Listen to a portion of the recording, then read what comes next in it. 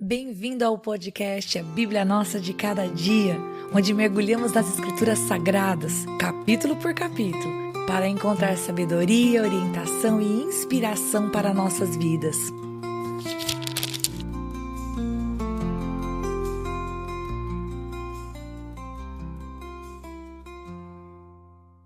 Que alegria ter você aqui para nós meditarmos em Josué capítulo 4.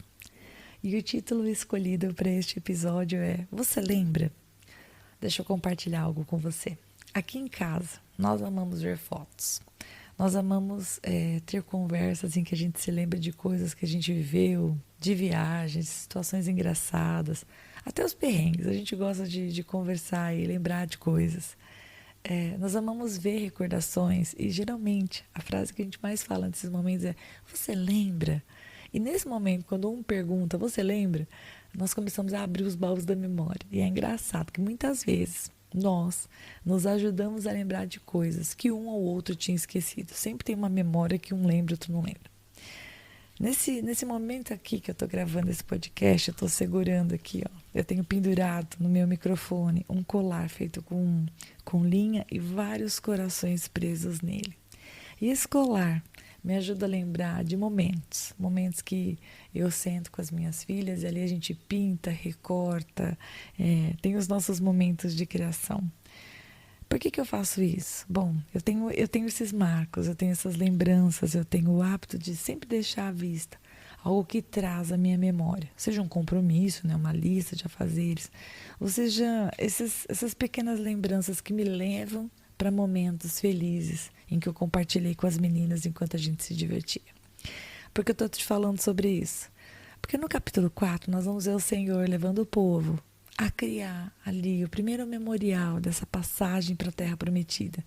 Algo que serviria para os filhos deles, para as próximas gerações, saberem o que Deus tinha feito. E para que também Deus fosse conhecido entre as nações. O que estava acontecendo ali não era algo comum. O Senhor tinha secado as águas do Rio Jordão para que o povo passasse. Ali Deus estava fazendo algo que tinha a ver com algo que o Senhor tinha prometido há muito tempo a Abraão. E aqueles que tinham ouvido as histórias passadas de pai para filho sabiam que aquele momento era um momento muito especial.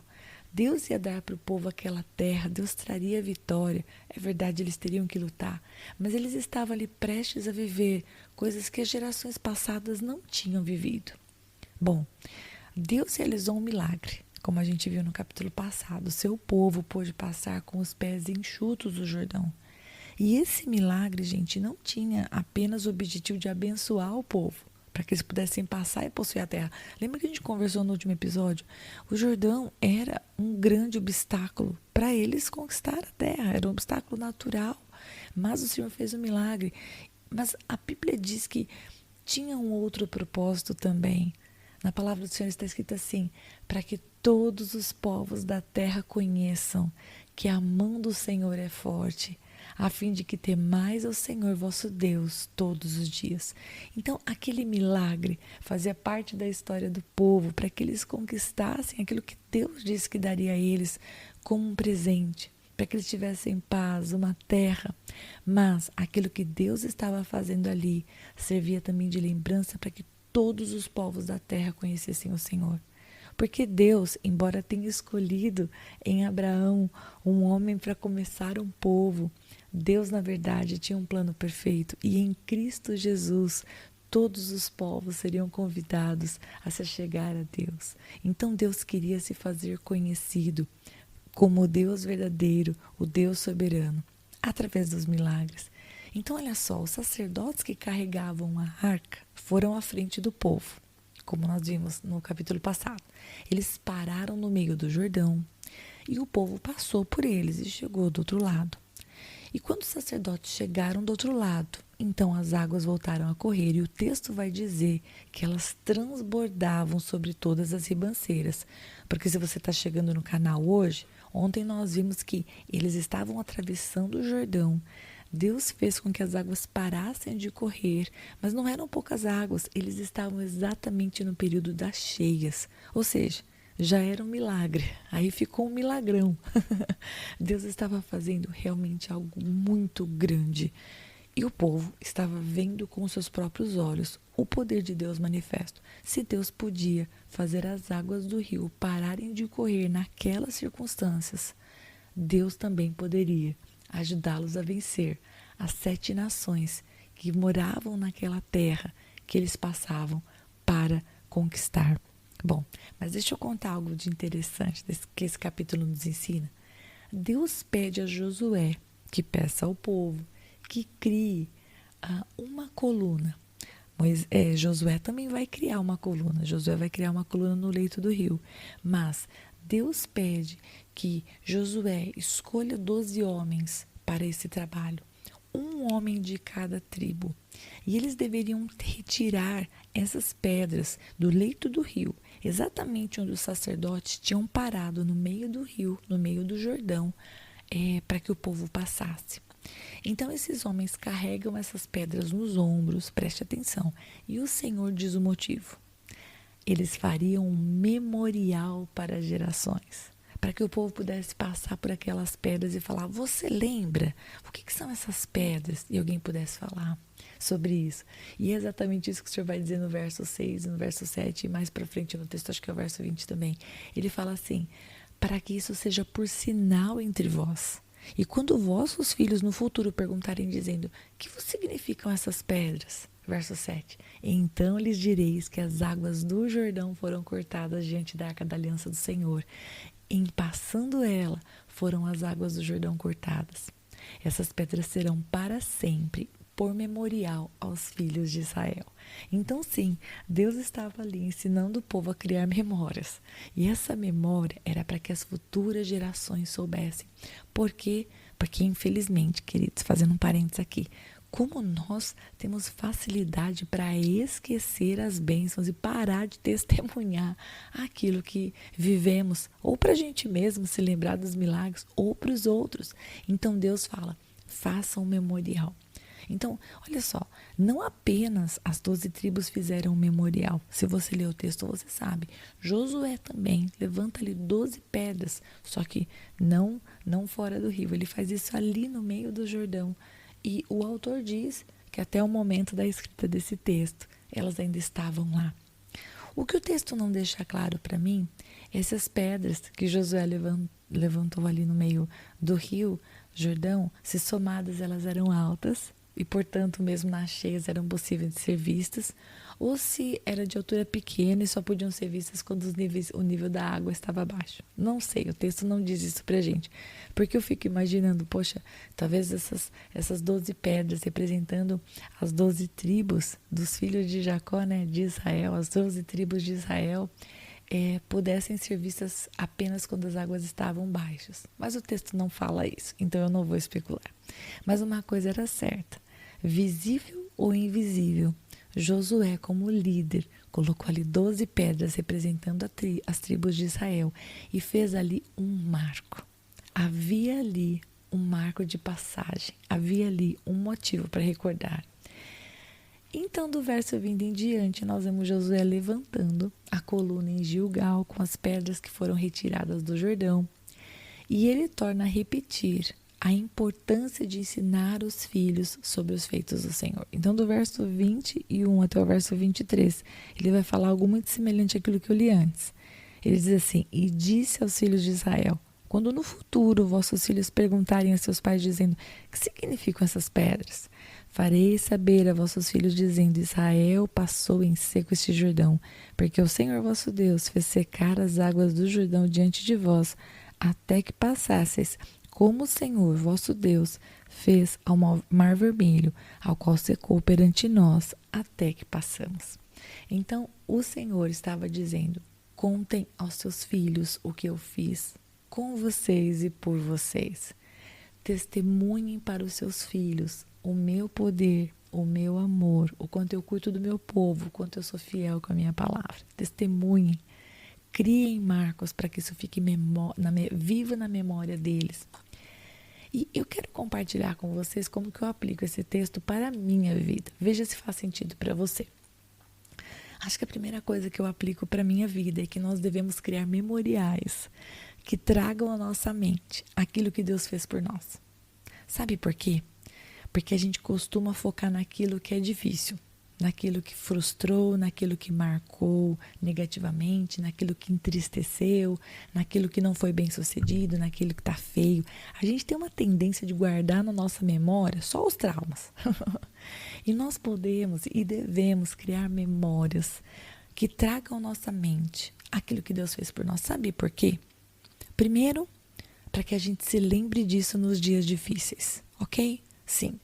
Eu e você, nós temos que lembrar de tudo que Deus fez na nossa vida, quanto Ele nos proveu quando estávamos sem dinheiro e o Senhor não deixou faltar, quando o Senhor abriu uma porta que parecia impossível, quando Deus nos consolou no meio de um ataque de pânico, quando Deus nos ajudou a respirar, quando estávamos à beira da depressão, como o Senhor nos ajudou a ficar de pé, de quando todos aqueles que nós amávamos e confiávamos nos abandonaram, quando Deus nos fortaleceu numa caminhada em que a gente pensava que não ia sobreviver e a gente chegou do outro lado, sabe assim? A gente precisa criar memoriais para que a gente se lembre do poder de Deus e dos milagres dele na nossa vida quando o dia difícil chega. Também, gente, a gente precisa criar memoriais para a gente ensinar as futuras gerações. Se você tem filhos, é para isso. Se você não tem, mas é tia, é para isso. Nós temos que ter histórias com Deus para contar. Nossa, teve uma vez que a gente estava sem dinheiro e a gente pensava, Senhor, não tenho dinheiro nem para o ônibus e tenho que trabalhar e trabalho longe. E de repente, gente, eu orei e o Senhor fez assim, assim, assado. A gente tem que ter histórias de milagres para contar para as futuras gerações. E como é que essas histórias são construídas, gente? São construídas no meio da luta. É quando a gente vai orar a Deus e Deus faz o milagre. E aí você tem história para contar porque você passou o perrengue. É exatamente isso. É quando você está aflita e você experimenta algo de Deus porque você buscou o Senhor. E isso vira um memorial, vira um testemunho.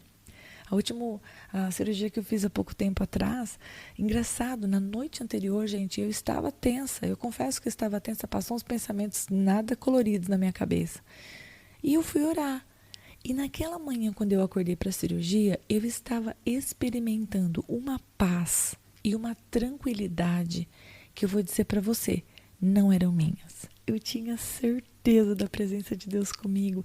Era como se fosse uma anestesia. Eu estava pronta porque Deus me fez pronta. Pronto, olha aí um testemunho, olha aí um marco. Eu posso falar sobre isso com as minhas filhas em qualquer momento que elas tiverem dificuldade, estiverem ansiosas, eu vou dizer, olha, teve uma vez que a mamãe estava ansiosa e a mamãe orou e Deus trouxe paz. E eu estava assim, assim, assado. É isso. Então, os milagres, entre aspas, pequenos ou grandes, porque milagre para a gente é milagrão, amém? Quando a gente recebe a bênção, não importa se para o outro é pequeno demais, para a gente é tudo de bom. Então, a gente tem que ter esses memoriais, primeiro para lembrar para a gente os momentos difíceis, olha o que Deus já fez, Ele pode fazer de novo. Segundo, para testemunhar para as futuras gerações. Olha só, a mamãe, papai, a gente viveu assim. Nossa, uma vez na vida da vovó, a gente conta os milagres das gerações.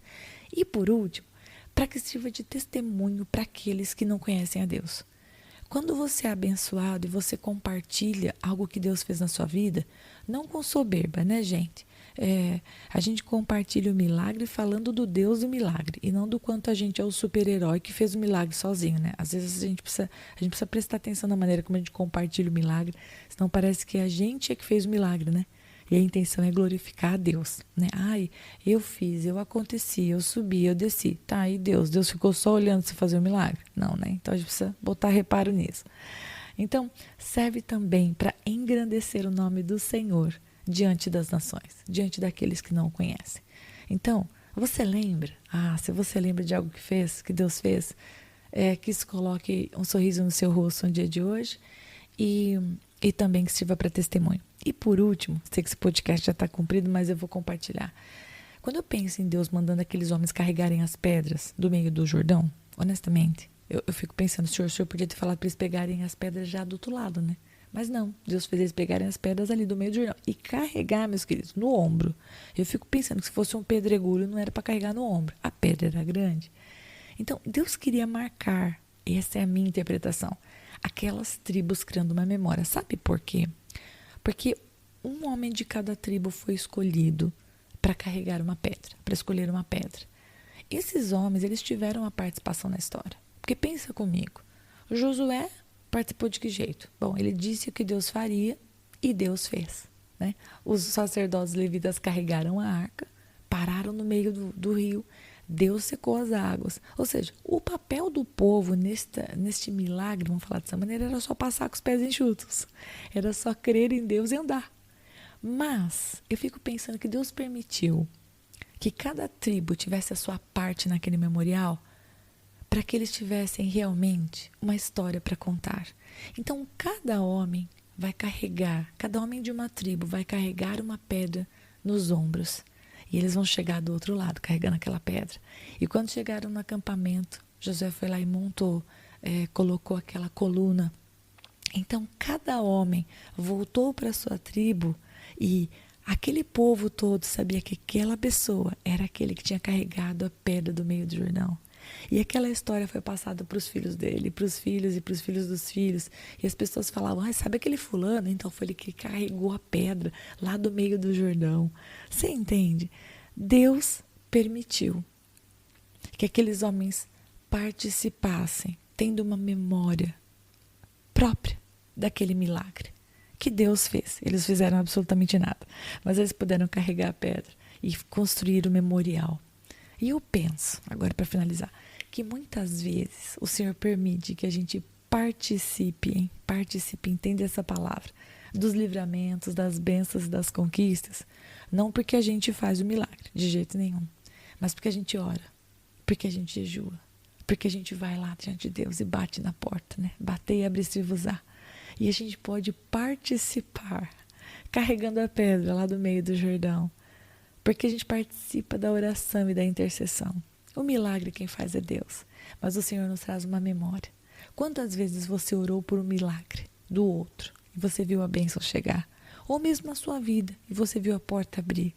E aí você fica com aquela sensação de que você participou, que você esteve junto. Claro que sim, né? Você estava lá orando e intercedendo. Mas quem fez foi Deus, né? Se Ele quiser, Ele faz todas as coisas. Ele não precisa de nós, Ele é Deus. Bom, eu paro por aqui, tá bom? Já ficou um podcast enorme. Compartilha comigo nos comentários se você entende de uma outra maneira ou se Deus fala com você algum outro aspecto do texto. Vai ser um prazer ler os seus comentários. Deus te abençoe e até a próxima. E se você ficou até agora, não vai embora não. Agora é hora de você curtir, comentar, compartilhar esta palavra, porque se ela abençoou você, ela pode abençoar outra pessoa também. E lógico, se inscreva no canal, ative o sininho, assim você não perde os próximos episódios. Deus te abençoe e até lá!